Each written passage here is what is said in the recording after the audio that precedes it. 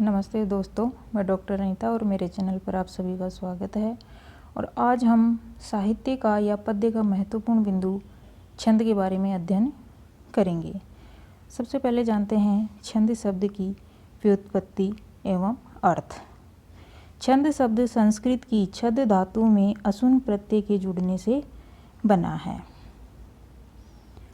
छंद शब्द के अनेक अर्थ ग्रहण किए जाते हैं। यह अनेकार्थवाची है।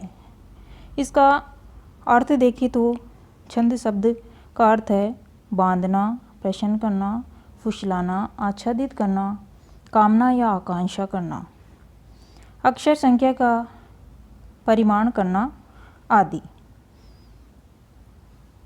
छंद की परिभाषा देखते हैं। अब छंद की परिभाषा व्याकरण ग्रंथों में छंद की परिभाषा के लिए निम्नलिखित 2 सूत्र प्राप्त होते हैं। पहला सूत्र है यद छर परिमाण तच्छंदः है। कात्यायन ने छंद की परिभाषा देते हुए कहा यद छर परिमाणम तच्छंदः, अर्थात जिसमें अक्षरों के परिमाण या संख्या में वर्णों की सत्ता निहित होती है वह छंद कहलाता है। जिसमें अक्षरों की परिमाण से यहाँ तात्पर्य है यानी मापतोल, लेकिन अक्षरों का मापतोल तुला आदि से नहीं होता है। इसका मापतोल मात्राओं से, या ये कहा जाए कि इसका प्रयोग कहाँ करना चाहिए, कितना प्रयोग करना चाहिए और वर्णों की संख्या कितनी होनी चाहिए से है। तो जिसमें अक्षरों के परिमाण या संख्या में वर्णों की सत्ता निहित होती है वह छंद कहलाता है। दूसरी परिभाषा है जाति वृत्ताख्या मर्यादा छंद है, अर्थात जिस रचना में मात्राओं व वर्णों की मर्यादा का पालन किया जाता है उसे छंद के नाम से जाना जाता है। सामान्यतः मात्रा एवं वर्णों की संख्या एवं क्रम, यति, गति, पाद या चरण, गण इत्यादि के नियमों से युक्त पद्य रचना छंद कहलाती है।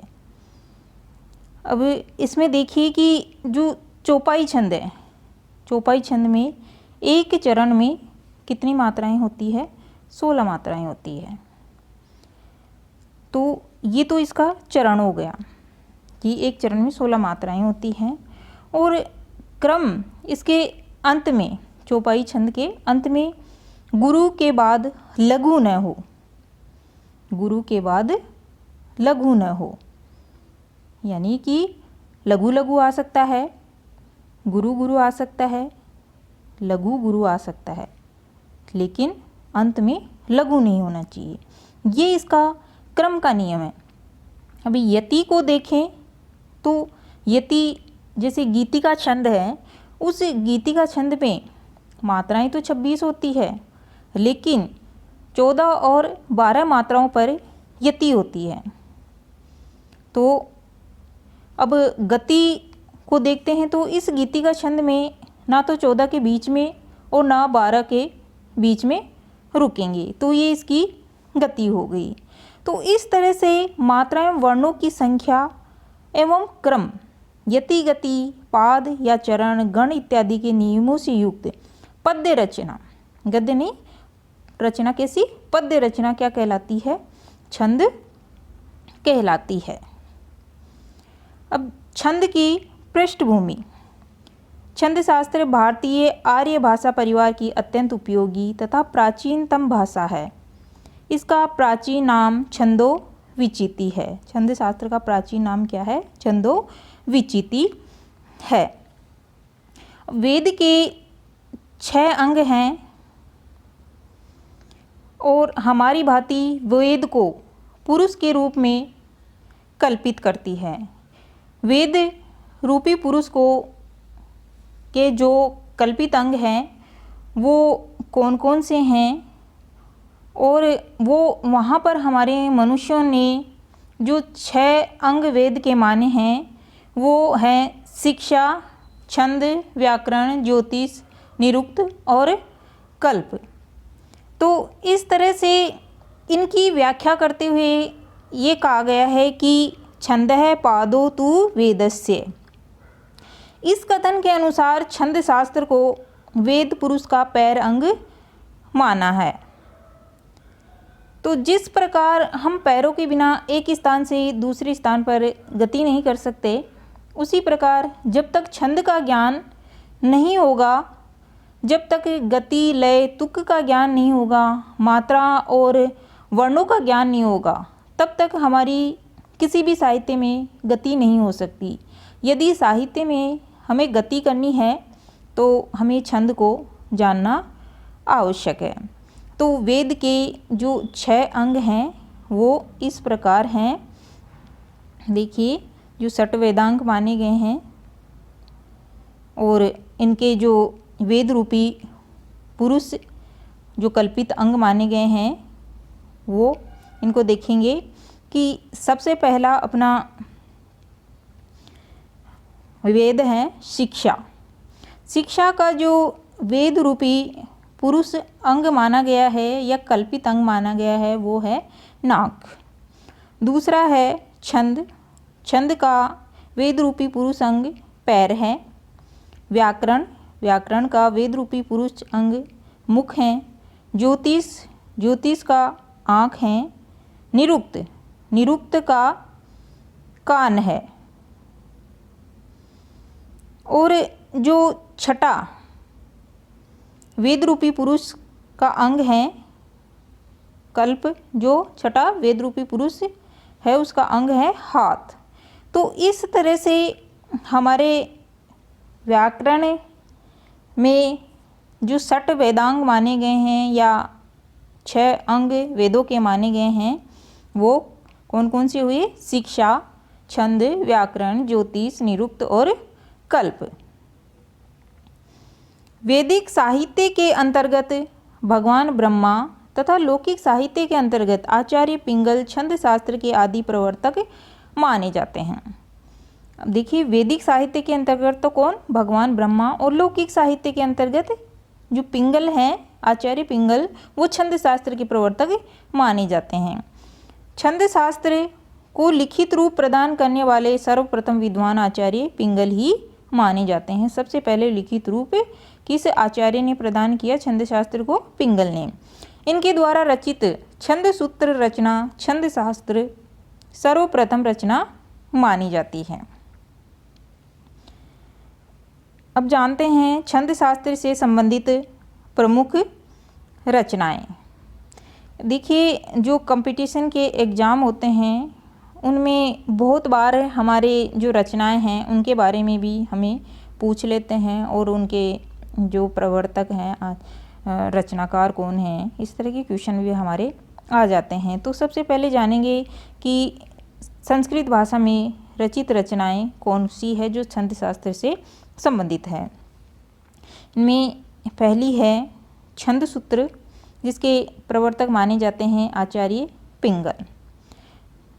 दूसरी छंदोनुशासन, इसके प्रवर्तक आचार्य जयकीर्ति हैं। छंदोविचिति, इसके रचनाकार आचार्य जनाश्रयी है। और हेम छंदोनुशासन, इसके रचनाकार है आचार्य हेमचंद्र। वृत्त रचनाकार इसके आचार्य केदार भट्ट। वृत्त मुक्तावली, इसके रचनाकार हैं आचार्य कृष्ण भट्ट। छंदो मंजरी, इसके रचनाकार है आचार्य गंगादास। और वाणीभूषण, आचार्य दामोदर मिश्र। तो इस तरह से ये छंद शास्त्र से संबंधित संस्कृत की रचनाएं थी। अब देखेंगे कि हिंदी भाषा में रचित रचनाएं कौन सी है जो छंद शास्त्र से संबंधित है। छंदहार पिंगल। छंदहार पिंगल, इसके रचनाकार है आचार्य मतीराम। छंद मंजरी पद्माकर की है ये। छंद सारावली जगन्नाथ दास भानु की है ये रचना। पिंगल प्रकाश, ये इसके रचनाकार रघुवर दयाल हैं। पिंगल पीयूष, परमानंद और प्राकृत पैंगल, इसके रचनाकार है डॉक्टर भोला शंकर व्यास। पद्य रचना रामनरेश त्रिपाठी की है। तो इस तरह से संस्कृत और हिंदी दोनों में ही छंद शास्त्र को लेकर कुछ कवियों ने ग्रंथों की रचना की है जो छंद शास्त्र से संबंधित है, और इनमें जो मुख्य थी वो हमने देख ली हैं। अब जानेंगे छंदों का वर्गीकरण। संपूर्ण साहित्य जगत में प्राप्त होने वाले छंदों को सर्वप्रथम 2 भागों में विभाजित किया गया है। कितने भागों में? 2 भागों में बांटा गया है। पहला है वैदिक छंद और दूसरा है लौकिक छंद। वैदिक छंद जो चारों वेदों, ब्राह्मण ग्रंथों, उपनिषदों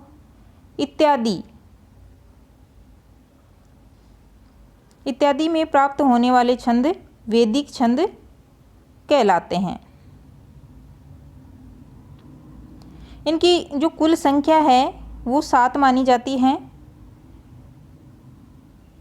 तो इनमें जो 7 इनकी जो संख्या हैं वो हैं गायत्री, उष्णिक, अनुष्टुप, बृहति, पंक्ति, त्रिष्टुप और जगति। गायत्री, इसमें 24 वर्ण होते हैं। 24 वर्ण में 4 जोड़ते हैं तो उष्णिक प्राप्त होता है हमें, और इसमें जो संख्या मानी जाती है वो 28 वर्ण माने जाते हैं। 28 में 4 जोड़ेंगे तो अगला जो छंद है वो अनुष्टुप प्राप्त होता है। अनुष्टुप में वर्णों की संख्या कितनी हो जाती है? 32। 32 में 4 जोड़ते हैं तो अगला जो छंद है बृहति वो हमें प्राप्त होता है, और इसमें वर्णों की संख्या 36 हो जाती है। और जब 36 में 4 जोड़ते हैं तो अगला छंद प्राप्त होता है पंक्ति। पंक्ति में वर्णों की संख्या 40 मानी गई है, और 40 में जब 4 जोड़ते हैं तो अगला छंद हमें प्राप्त होता है त्रिष्टुप, और त्रिष्टुप में वर्णों की संख्या हो जाती है 44। और जब 44 में 4 जोड़ते हैं तो अंतिम छंद हमें प्राप्त होता है जगति। तो जगति में वर्णों की संख्या हो जाती है 48। तो इस तरह से वैदिक छंद जिनकी संख्या 7 मानी गई हैं कि गायत्री, उष्णिक, अनुष्टुप, बृहति, पंक्ति, त्रिष्टुप और जगति। दूसरा देखेंगे लौकिक छंद। प्राचीन समय से लेकर वर्तमान में प्राप्त होने वाले सभी ग्रंथों में उपलब्ध छंद लौकिक छंद कहलाते हैं। अब लौकिक छंद जो हैं इनको 2 भागों में बांटा गया है। पहला है वर्णिक छंद और दूसरा है मात्रिक छंद। वर्णिक और जो मात्रिक छंद हैं इनको 3 उपविभागों में बांटा गया है, समछंद, अर्धसम और विषम छंद। फिर जो सम छंद हैं और सम वर्णिक छंद और सम मात्रिक छंद, इनको भी साधारण छंद और दंडक छंद में बांटा गया है। इनको हम विस्तार से जानेंगे। तो वर्णिक छंद क्या होता है? वर्णिक छंद जिस छंद की गणना वर्णों के आधार पर होती है वह वर्णिक छंद कहलाता है। जैसे द्रुत विलंबित में वर्णों की संख्या कितनी होती है? 12 होती है। मंदाक्रांता में वर्णों की संख्या 17 होती है। वंशस्थ में भी वर्णों की संख्या 12 होती है। तो इस तरह से वर्णिक छंद में गणना वर्णों के आधार पर होती है। अब मात्रिक छंद जिस छंद की गणना मात्राओं के आधार पर होती है वह मात्रिक छंद कहलाता है। जैसे चौपाई, दोहा, सोटा, हरि गीतिका आदि। अब चौपाई जो छंद है उसमें 16 मात्राएं होती हैं और हरि गीतिका छंद में 28 मात्राएं होती है। तो इसकी गणना मात्राओं के आधार पर होती है।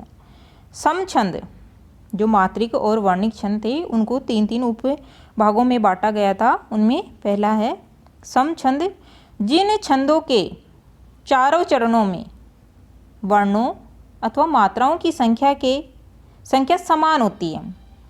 जिन छंदों के चारों चरणों में वर्णों और मात्राओं की संख्या समान होती है सम छंद कहलाते हैं, जैसे चौपाई और गीतिका। गीतिका में 26 मात्राएं होती हैं।